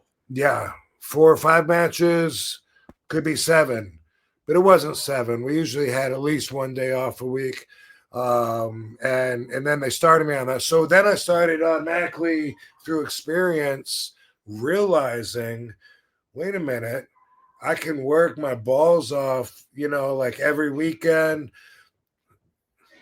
every week of the month. All right. Let's say I do 3 or 4 matches a week, and I'm doing that 3 or 4 times a month. So now, I don't know, 12, 16 matches every single month. I'm making this much money, and boom, boom, boom. Or I can go to Japan for 2 weeks, come back with this pocket full of cash, and not have to work for 6 months. Back Right. then that money went really far. I had a cockroach infested apartment, that was like $400 a month. And then I could just pick and choose, my bookings. So if they weren't offering me enough, or I didn't really want to work for that guy, or whatever reason, I was like, I'm gonna go back to Japan for a 3-weeker in June. So I'm good till then. And so maybe just experience taught me that was better. Yeah, maybe because I was thinking, like, I was like, where would Rob mess? I just kind of assumed in my head, like, maybe the Sheik taught you that, or maybe Sabu in some way taught you that. But then, like, I started when you were talking, I was like, well, maybe like him being around like somebody like Stan Hansen who made like a killing in Japan, you know, had something to do. But that makes sense. Yeah, you being in Japan and making that kind of bank, that Yeah. probably set a good foundation for your thought process. And after Forward. being in Japan, like I like the 2-weeker because that's in February every year, and so that was my favorite. The longest one was in November. It's a tag team tournament that's 5 weeks, and then the other ones are in between. If you were full time back then, I think it was 8 trips a year. But when I would come back home, I would be so tired, man. It would take me like a week to kick off the jet lag. Horrible feeling, but I got to where I found that the other guys, they're making a little more than me when I started out. I was the greenest guy, but the other guys that were working regularly for All Japan, they wouldn't really do too many indie shots, if at all, in between, because 1, they wouldn't have to, 2, they were tired. And 3, man, sometimes it's nice to just be like, boom, I'm off till October 10th, and then I got to go back over there. Yeah. Yeah, right. Take your breather and enjoy your time off, and then go back and do some work over there for a little bit. Like, Yeah, instead of grinding and hustling and working with shady promoters or whatever the options are, you know? Right. Jay Grove follows up too about the Sabu thing. They say, I agree, it was his raw life, referring to the documentary. That was Sabu. They add, we love you, RVD. And then they also added too, that's from all of us. So it's from the whole Sabu family. So saying awesome. Cool. I appreciate it. And yeah, if you haven't seen the movie, that is one great adjective to use is raw. Personal is another good adjective to use. Yes. Like there's scenes on there where everyone that's been with me during the viewings when I've watched it, every time someone is like, I'm surprised you left that scene in there with this or that, when he's shitting swamp water in his ass, or when he's, he's sniffing looking like he's sniffing the coffee, or when he's like doing whatever it is. It's like he knew the camera was rolling, Yeah. He's doing that. Some of it he might have been doing to entertain the camera. You know what I mean? That's just for sure. Yeah. You get to decide that. You get to see Sabu at his realist, how he is when it's me and him hanging out and we're not in the ring, and he's not the embodiment of the Sheik necessarily at that moment. You know what I mean? Big difference. Big difference between when he knows he's being watched and when he's just hanging out. And even though he knows there's a camera there, it wasn't acting. It wasn't acting, yeah. Heck yeah. Got used he just got used to Joe being there with a camera, filming him for hours at a time and stuff. And so it's way different than when you're acting, saying a line, trying to put this specific impression and image out that's your job. Instead, you get to see Sabu. So, hopefully you love him like I do. Yeah, absolutely. And what I liked about it too, and I said this last week too, is like, I love that it was like this raw look at Sabu. The bond, a big aspect of it was the bond and friendship that you guys had. And then I thought like another character in it was the city of Las Vegas, and I thought Joe encompassed that really well in the documentary itself too, and really added to how Sabu lived, in that moment in time too as well. Like, so I thought that was just really well done stuff. So. And you know what? Like the way it shows him downtown Las Vegas, like down walk around like on Fremont. I mean that was those were his grounds. Like that was his area, hung out and stuff. And it kind of goes to show you, like, you just never know who you're passing on the sidewalk. Right? Yeah, that's it too. Because I mean, like, I was so familiar with Fremont Street even before I knew like Sabu would hang out there, or like that was like the nerd bar. Like I was familiar with it, so even seeing that element and Sabu in that element was such a like, I don't know, like a cool experience to see on film as well. So yeah. I love the area because I love the history of Las Vegas, and of course, I wish I had more time to hang out with them down there, and I wish I would have done it more. And taking him up on more of those offers to come and hang out at the nerd. But I think, like we said earlier, you see him today, And it's not about his whole career up till this point. That's a whole nother movie.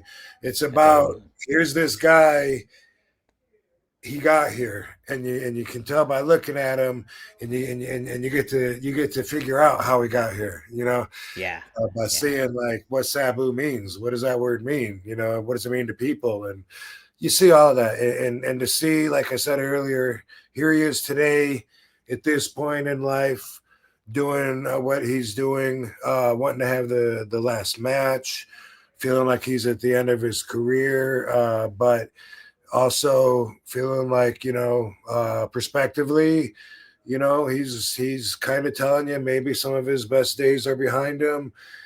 He's showing you he's trying to do what he can with the days ahead of him.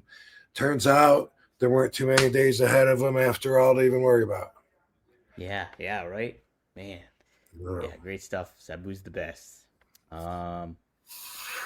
Frankie Turizo, thanks for the $2. He says, did any old school wrestlers show you some hooks?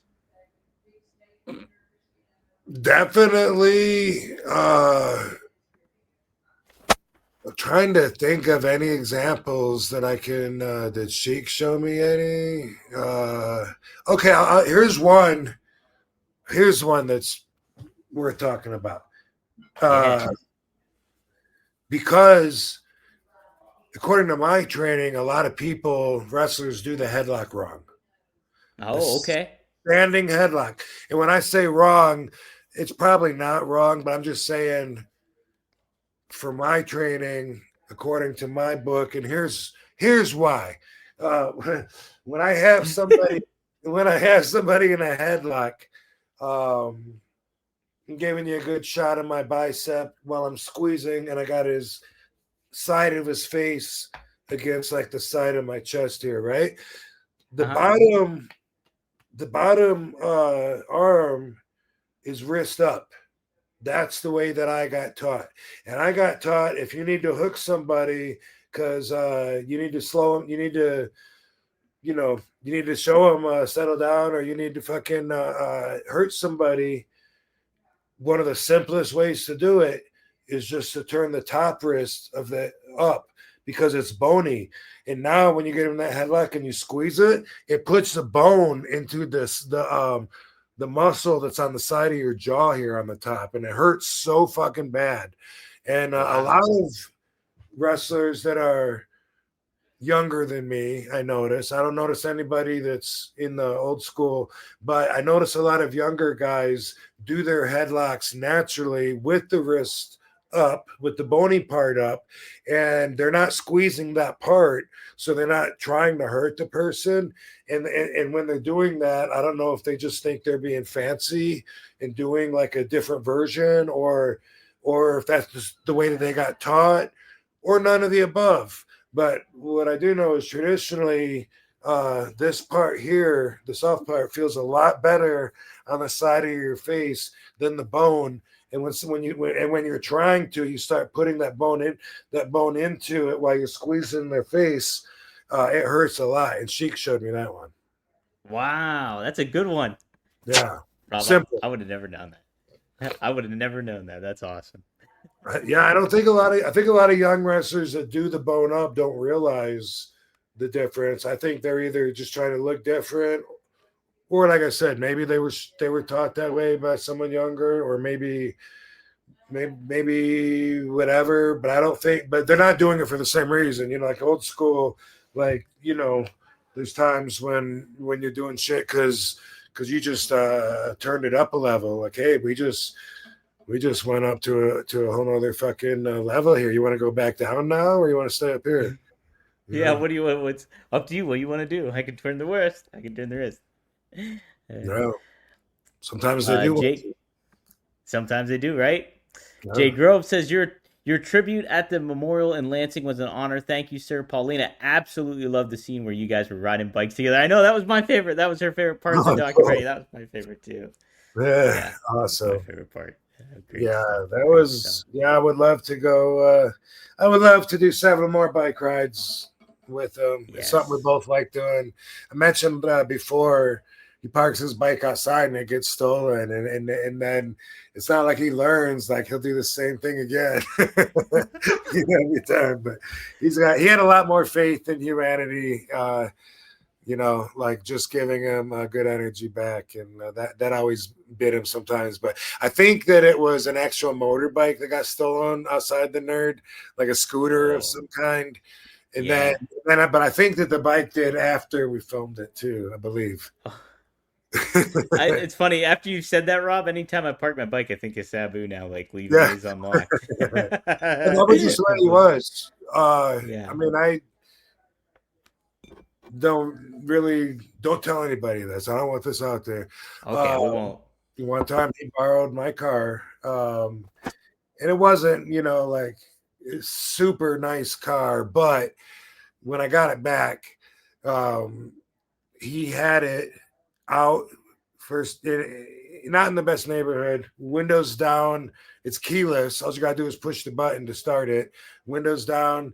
The key was in the center console. I don't know if it was chewing tobacco or something. Wine was spilled. Melissa, I guess, had spilled some kind of wine all over the carpet, so it reeked really bad. And it looked like the car hadn't been washed, and instead, like they were doing donuts out in the desert, maybe rolling the car, maybe. And he's like, just showing me where he wasn't like he's handing me it. It was like, I got it. It's parked out here. You can go ahead and get it. And it was like, dude, you know how easy somebody could have stole that? And I couldn't even like really be upset at him because his thought and his perspective are just so in it. He's like, no, it's good there. That's not that bad of a spot. And I'm like, not that bad of a spot, dude. It's a horrible, shitty neighborhood. The windows are down. All you gotta do is push the button and you can drive it, except for it's out of gas, so you're not gonna go really far, like.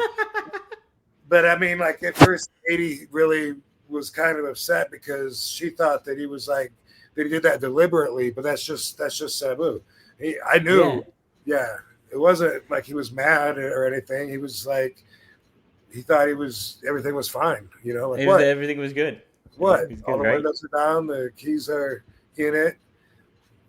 It's empty on gas. It'll be good. Yeah. He always thought the universe was just gonna kiss him back, He kissed it, sent out love, shared his, whatever he could, shared everything that he could with everybody, and in return, he had some blessings to count, and he did, but a lot of times he also would get bit, but not change, which is admirable, I guess. Just like I say, you get your heart broken, it's easy to change and put a wall up and say, I'm never going to love again. But, to go ahead and not close up, keep your heart open and keep experiencing. Keep yourself open to more good possibilities that wouldn't be there if you kept it closed, like that's something that's, like I said, it's not that easy to do. It's respectable. And Sabu was going to Sabu till the end, no matter what. Till the end, right? That was Sabu, right? Yeah. Paulina adds that Rob Sabu was a horrible driver. Yeah, no doubt. I got lots of other stories that, that I'm not going to get into right now. But yeah, he was. Well, Alex adds for $5. Thanks, Alex. How did you work a match with a guy that couldn't speak English? Would you have to rehearse the whole thing ahead of time, or did you just rely on feel? So when you're in Japan, for the most part, you just have you speak the same language with your bodies, and that's, you don't need to know. So like for All Japan, usually, like, say there's a 6-man that's going to have 2 veterans and 4 green kids, young boys or whatever. The young boys might come over early. The veterans aren't. You're not going to see them. They don't give a fuck. They'll just see you in the ring. The young boys might come over, and that's just to see if there's anything that needs to be talked about ahead of time. Otherwise, you go out there and you do what's called catch can.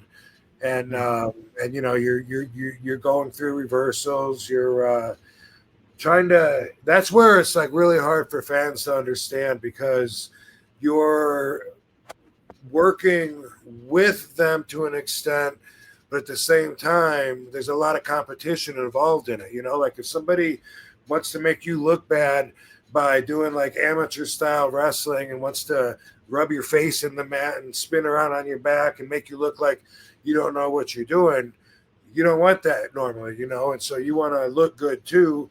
And so you got to balance. You got to learn like how much do I want to go ahead and give and feed in without seeming like a total prick, like I'm not going to work with him, but at the same time, I want to look good too, and don't want him to outshine me and outsmart me. I actually miss that part of the business a lot of times. You're in there with someone doesn't speak the same language, doesn't have to. It doesn't matter. They got you in a waist lock. 5 different reversals you can do to get out of it. So which one you're gonna go for? Maybe I'll try and get my hand in there. No, let's see. Can I? No, can I? And you're actually like, hey, and guess what? He's not giving it to you. He's trying to counter it. So when you're trying to do that, he's squeezing harder. You're trying to reach his head. He's moving his head. That's a whole other level. It's a whole nother level. When you're super green, you don't know how much to give and get because you're looking out for yourself. And that's really what you're there for, is to get yourself ahead. Your image, the way people perceive you, that is going to determine your value, what you're worth. But you can't go out there and be a total asshole and not work with someone, and just because then that's not going to be entertaining either. You gotta be well-rounded, and it comes with experience with a lot of different people from different styles of wrestling, really. Man, yeah. That's the neat thing about it too. It's like you got to feel the flow of the water going a little bit, and that's the neat aspect. It's neat. It's cool too because like this was like last week when we were recording with Kevin Nash, and Sean Oliver was mentioning like ECW and stuff like that, and how I can't remember like a lot of the hardcore stuff going on, but then Nash was like, yeah, but guys like Rob and Sabu, they had like the wrestling aspect going on in it too, where it would be like, that kind of thing, and you guys really incorporated that, but added that to your own style and the own unique way. But everybody was different. There was some guys that's all they had, like Lance Storm. I think Jerry Lynn might have been one of those. We had hardcore plus extreme wrestling. That's all they had was being extremely well technical wrestlers. They weren't really, hardcore at all. I mean, Jerry obviously proved himself, but he didn't come there. We had to dirty him up. You know what I mean? And then yeah. And then Lance, I remember I roomed with him. My first time in. One of them anyway, like Paul put us together in a room, and I remember thinking, Lance is hardcore ECW, like what like I don't get it. And then I saw how everyone kind of had a complete different take, a different perspective, a different flavor to add to the whole stew, Yeah, absolutely. Like I would say to the opposite of Lance, I would say like New Jack and Mustafa did no wrestling. Right. Yeah. That's it too. No, that's what made ECW so unique too, is all those different styles coming and clashing together, and plus that edginess that went to it too, in the underground vibe. Alex follows up too with kind of a question in the same realm. Thanks again for the $5. He says, how did you differentiate when guys were being snug versus being stiff with you, and how patient were you with giving receipts? So we talked about snug versus stiff a long time ago, I think at the beginning of the show when we started. But you can.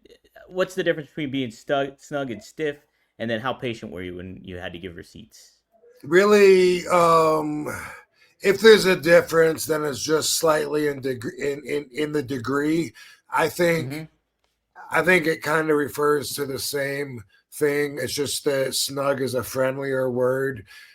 Stiff implies that you're actually possibly maybe a little that there's some danger involved, maybe because you're so snug. But in reality, most people that are one could be described as the other. It just depends on how friendly you want to be. And it's circumstantial. It's something that's really circumstantial. I've explained a lot of times, like for in Japan, Kawada in particular used to be really stiff with me all the time, and I stopped taking it personally and started. Um, well, I stepped it up. I guess I did still take it personally when I decided to give it back. But then I realized that's what he wanted. He made me step up my game, and overall improved everything. And then even to pull it back a little bit, like, whoa, okay, he's up. And that was something that at first I felt insulted, and that gave me the motivation to be like, man, I'm gonna kick that motherfucker hard as I can, man. Fuck him. I'm sick of him doing this. And then I learning from it, and then learning I was too soft. My shit looked soft. Him selling soft shit would make him look bad. So of course he's not going to sell it, because he has enough experience and control over his own image to notice the difference on the spot. And that's something too. Sometimes you don't know if something's coming in really shitty and you sell it. And sometimes, and you see those botches where there's not even contact when one person sells it. That's why I prefer it being snug, and then you got something to react off of. But with certain people, you might have heat going with them where you're just waiting because as soon as they tap you, you're going to tap them like right back, and you just know what's coming. And sometimes after working those people over and over again, sometimes that can even build, and then other times it could be looked at as totally unintentional, could laugh at it. And if it's somebody that, especially that's a real good friend of mine, and I know like it just happened, then of course I'm not going to hurt them.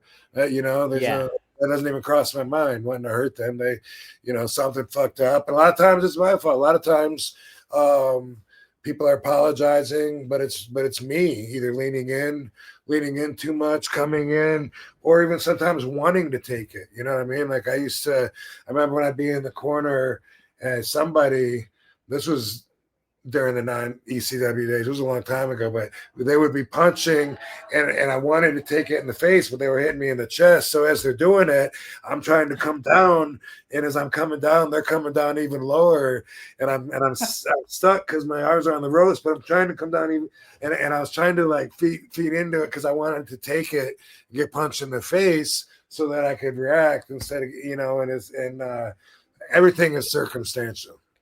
Right. Man, what a business. What a business wrestling is. Yeah, but a lot of it has to do with your personal relationship with the person that you're with too. A lot of it. Oh, 100%. Yeah. Rob, how would you handle though somebody like, say they're young and they're nervous and then they accidentally like stiff you or would you be like, he's young, he's got to learn, I got to give him a receipt? Or would you be like, he's nervous, I'm going to let him off a little bit let him off the hook. It probably then it even depends on the move, It depends. If the move is something where I'm like, you're gonna do what now? And it's already okay, this motherfucker's got this idea that he wants to do this ridiculous thing that honestly I don't think even belongs in there, but I'm in a giving mood, so I'm giving him his dream. I'm acquiescing to his request. I'm like, all right, you sure you got that, dude? Without, and don't worry. If it's a situation like that, and it's someone that I either don't know or don't like, and he catches me, for sure he's getting a receipt. For sure he's getting a receipt then. That's a total different situation than someone that's just like, oh my God, like I can't even, I can't believe, man, I've always wanted to fucking have a match with you. This is, wow, man, my grandma and grandpa are out there in the crowd, my mom and dad, like my whole family, and we do something, we're out there, and he fucking like, boom, punches me in the face, no problem. Yeah. Okay. No, that's interesting. I like that. That's a good way to handle it, I think, Rob. Yeah. Boom. Hey, we have a good question. Headlock. It said, bro, all right, it's all right. Settle down. Turn the knuckles, turn the bone up. Dude, that hurts so bad. Like right there, like you got this I bone. believe. What's this bone right here that your jaw? Yeah, the cheekbone. The cheekbone. Yeah, the cheekbone. I knew what that was. But yeah, anyway, yeah, just imagine like fucking hardest bone squeezed on that thing. Yeah, that'll put you in perspective there. Jay Grove adds this too. They said, we love Joey Janela. What's your honest opinion? No hard feelings taken. What do you feel about Joey Janela, Rob? First off, I gotta say I respect his game with the ladies. Yeah, about that, huh? Holy smokes, me too. Joey's lady game. Yeah. Someone, Pizza Thai Ben, the referee, told me a long time ago. I'd seen Joey. I guess this is when I met him. I met him, and he was with Tara Zepp, and without her crazy makeup. You know what I mean? And I was just mesmerized by her, and I think I mentioned it to Pizza Thai, like wow, like is that his girlfriend or something? And he had, and this was a long time ago. Yeah. So don't be getting mad at him if you're his present girlfriend. This was before he was with you. But Pizza Thai Ben said, dude, he's always got the best looking girls like in every town. And I was like, really? Like that's so interesting. And since then, all the girls that I've seen of his exes, current ex, whatever, like I said, I respect his lady game. He seems to have something with the ladies, and they like him. They like him. How bad of a guy can he be? That's it. He's got the Kavorka. He's got the Kavorka in Seinfeld. Not Jack Kevorkian. Not Jack Kevorkian. Not the No. But no, outside of that, I like him personally. I'm not a huge fan of the death style matches. I think he can wrestle too, but I think he sacrifices a lot of wrestling and the credibility in order to get some of that death stuff over. Yeah, I think too, he definitely has the deathmatch vibe in regards, but I think he's got a persona and charisma that attaches to the fans, and I think that can speak more to his ability to get over, obviously, and to market himself, I think, which is great. I think that's a good aspect that he has. And yeah, he's a funny and nice guy too. Anytime I've interacted with him. Apparently he's got a huge slung. Man, how about that too? I don't know that.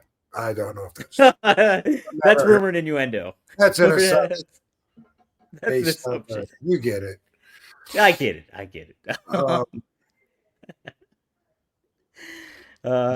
Frankie Chorizo has a question. Which wrestlers have had the shortest workouts? And also, if Joey, I don't know how much he has to do with promoting, but I remember Sabu telling me about this GCW. It seems like 2 years ago, maybe a little longer even. And I remember he was real excited about it. He thought that I was going to be too. He was like, man, this seems like, what they're doing, what they're building is something really cool. And this could be like a good place, where we could possibly like work in the future, like a new ECW. And I remember him saying that. So to see that, they're still going, and to see the house they drew with Sabu's last match, that was really impressive. And I like the lights they had, whatever the fucking Joey Janela spring break, whatever you call all that stuff. I mean, it made him look pretty professional in my opinion. So I want to say that. I don't know if it has anything to do with that or if that's all the other guy. Brett Lauderdale is the main promoter. But like Joey too, he able to market and have unique fun matches. Like Sabu's last match, that's an awesome, obviously like legendary match now. But then he's also wrestled like guys off the wall that you wouldn't expect. So many like older veterans that would go back in the ring. Like I think he wrestled X-Pac. He wrestled Ash LaRue came back and like after like 20 years, and so he he has a good way to position things and make those Joey Janela spring break things feel so unique too. So I think he's cut a good niche into the business. That's, I think, positive for the business, which is cool, you know. And not a lot of talent can say that they do that. So I think it's great. What was Oh the other yeah. So question? Okay. Frankie asked, which wrestlers have had the shortest workouts? X-Pac. You just mentioned. Really? Yeah. How about that? Yeah. I remember him one time talking about I can't remember, so whatever I say is not going to be right. I have to just use an example because I really don't remember what numeric figure he used. But I remember him one time talking about working out, and he said something about like that's all you need is like 3 sets. That's all you need. Boom. You know, I'm in and out when I'm in the gym. 15 minutes, I'm gone.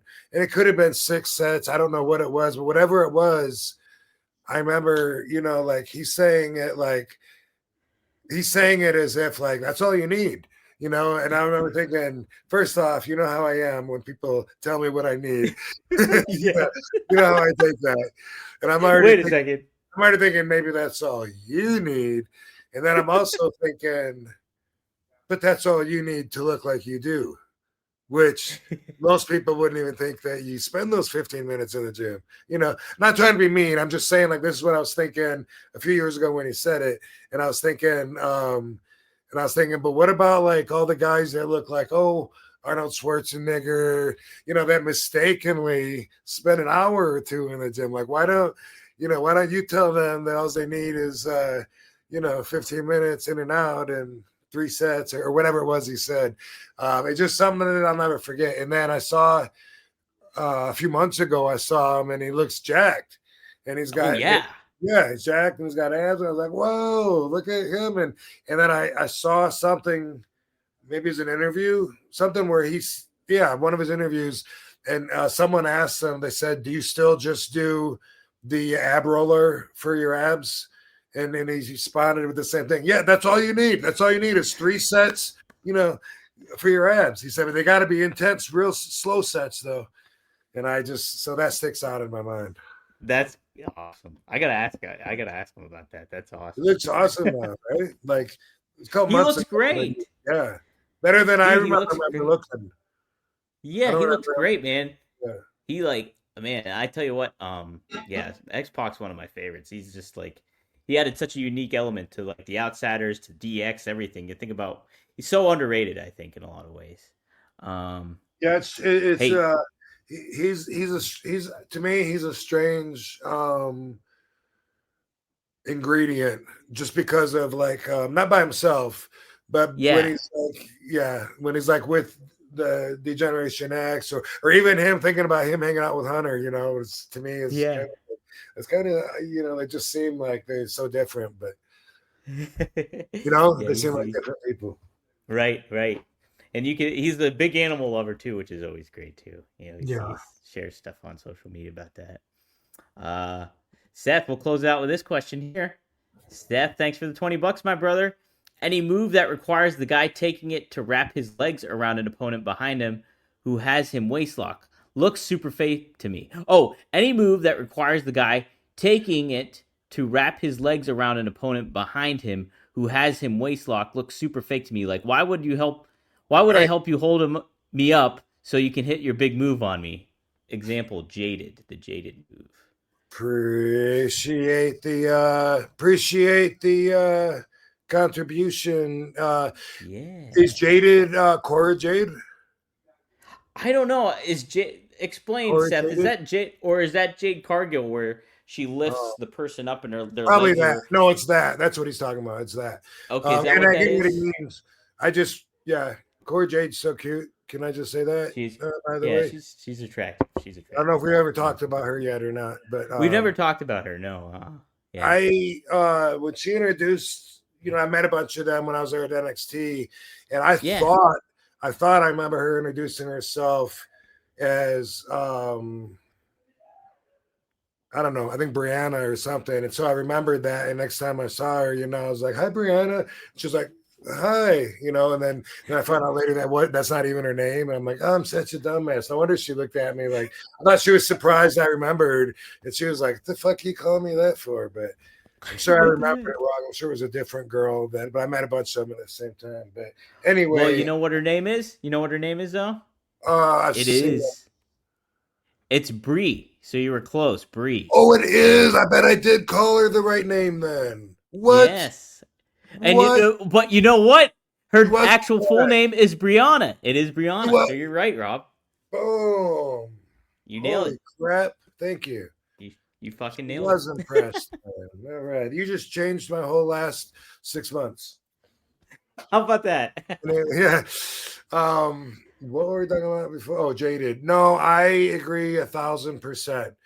Every time I see it, I tell the person how to get out of it.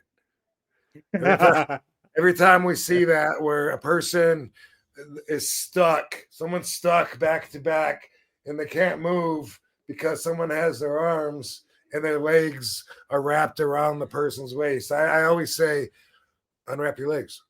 Unwrap your legs. So easy. Boom. It's the escape. That's it. Like, pay me. I'll teach you. I'll tell you how to do it.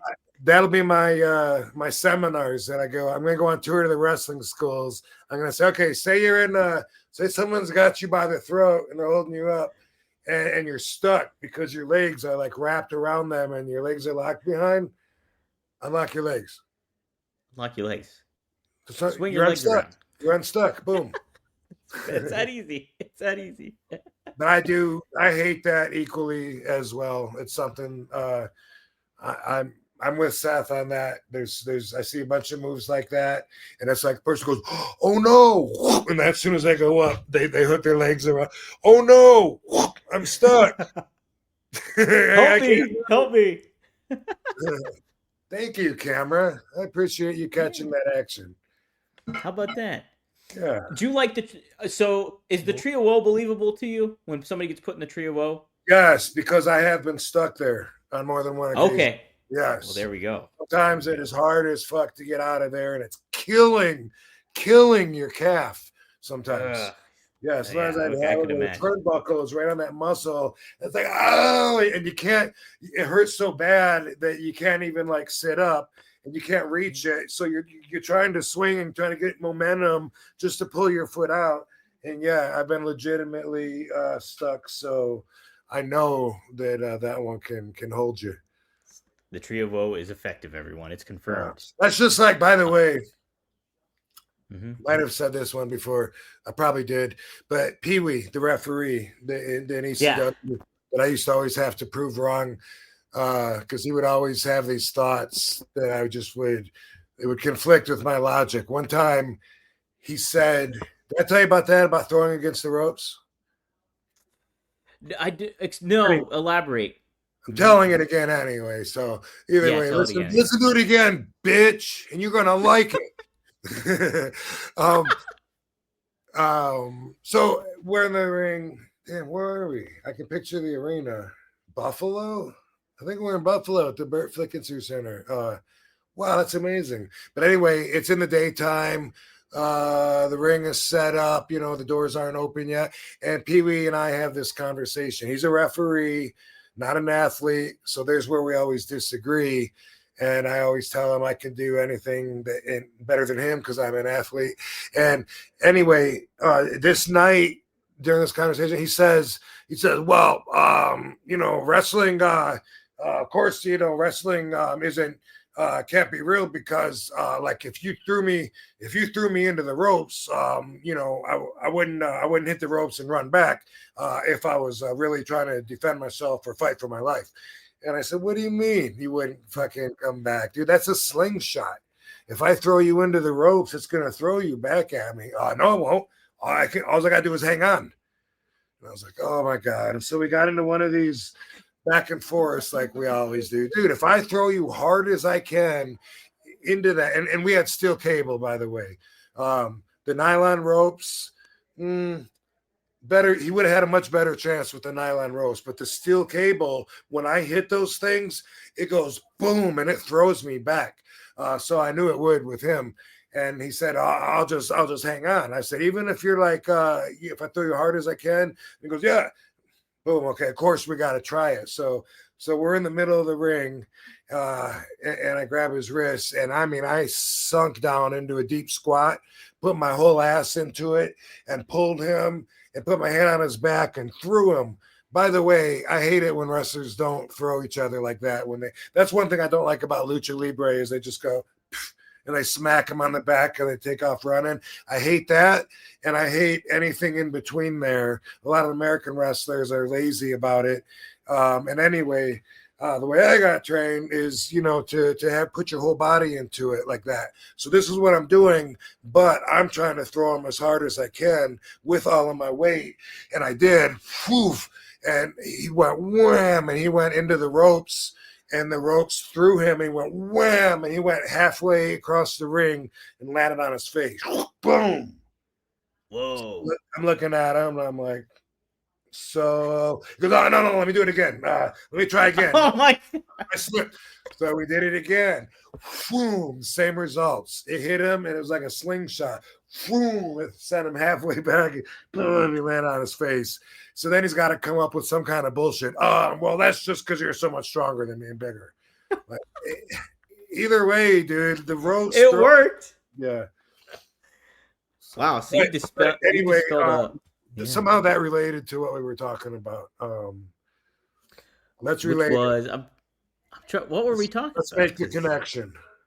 Well, we were talking about. Someone asked, "Has anybody been in?" No, that was which, by the way, we call them potatoes when we stiff each other. Yeah, each other. Oh, no, Seth was talking about the jaded move and what we were talking about. And we're talking about Trio Woe being unbelievable, but it is believable, and so maybe that's where it came from. Yeah, I think so, because I was saying, dude, just unhook your legs. Like, it looks like you're holding yourself. You're not stuck. Yeah. You just wrapped your legs around the person. You're not stuck. Like me saying, just unwrap your legs. Like, to me, that sounds like Pee-wee saying, just hold on to the rope if it's, easy escape. But, but with that, he was wrong. And with this, I'm right. Me and Seth are right. Unwrap your legs. Let gravity take over. Boom. Boom. Make it happen. Gravity, yo. Gravity's key, man. It's key. Hey, Facade's in the house. I'll be seeing Facade this weekend. He's gonna be at the Pittsburgh show that I'm on commentary for. So speaking of, he's with the Tara Zepp. Yep. Tara Zepp. I might see them on Instagram. They're together now. We were just talking about that. It. If you just tuned in. Yeah. Your ears must be burning. Girl. Yeah. The ears must be burning, Facade. If you've been here all along, then, we love her. It's all good. Yes, absolutely. We love Neon Jay Grove. RVD, you are the shit. Thank you both for taking my questions. Love you guys. Love you guys, too. Awesome. Thanks for tuning in and chatting. We got a last minute run. Hey, look at this. What's up, Katie? How's it going? Good. Hold on, stay there for 1 second. I gotta pull it up. Boom! I made a new frame. Look at this. Okay. RVD and Katie. Boom. Oh, cute. So whenever you're on the show, I'll put it up there for you. Yeah. I've been hanging out with family, but I'll be back next week. Okay. Awesome. Yeah. Awesome. Tell everybody I said hi. I will. Yeah. You guys enjoy the baby shower this week too. That'll be fun. Thank you. Yeah. So. Indeed. Been a fun show. Mm-hmm. Yeah. Mm-hmm. We did it. We did another show. Man. Good stuff, huh? All right, man. Appreciate it, everybody. Yes. Take out the trash. Take out the trash, Devon. Get the trash. Get the trash. All right, guys. Thank you all for tuning in. We appreciate everybody. Thank you, Katie. Thank you, Rob. You guys are the best. And we'll see you all next week on One of a Kind with RVD. That's RVD and KT. Bam. Whole up and show, yo. Thanks, Van Dam. Thanks,